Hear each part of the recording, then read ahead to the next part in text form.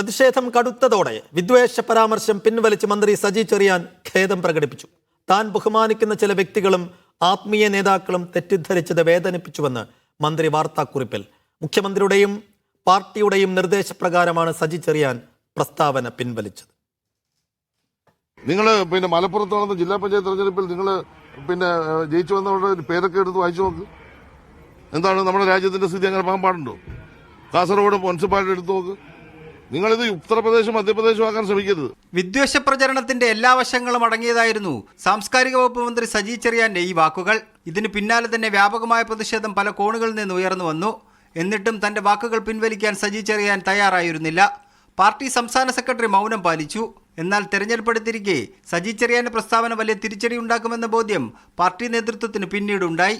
ഇതിന്റെ അടിസ്ഥാനത്തിൽ മുഖ്യമന്ത്രിയും പാർട്ടി സംസ്ഥാന സെക്രട്ടറിയും പറഞ്ഞതോടെയാണ് സജി ചെറിയാൻ പ്രസ്താവന പിൻവലിച്ചത്. തന്നെ തെറ്റിദ്ധരിച്ച് തന്റെ ഉദ്ദേശശുദ്ധി മനസ്സിലാക്കാതെ ആർക്കെങ്കിലും വേദനയോ പ്രയാസമോ ഉണ്ടായിട്ടുണ്ടെങ്കിൽ നിർവ്യാജം ഖേദം പ്രകടിപ്പിക്കുന്നുവെന്നും താൻ നടത്തിയ പ്രസ്താവന പിൻവലിക്കുന്നുവെന്നും സജി ചെറിയാൻ ഇറക്കിയ വാർത്താക്കുറിപ്പിൽ പറയുന്നു. വർഗീയതയോട് സമരസപ്പെട്ടില്ല എന്നതുകൊണ്ട് ഒരുപാട് തിക്താനുഭവങ്ങൾ തനിക്ക് നേരിടേണ്ടി വന്നിട്ടുണ്ട്.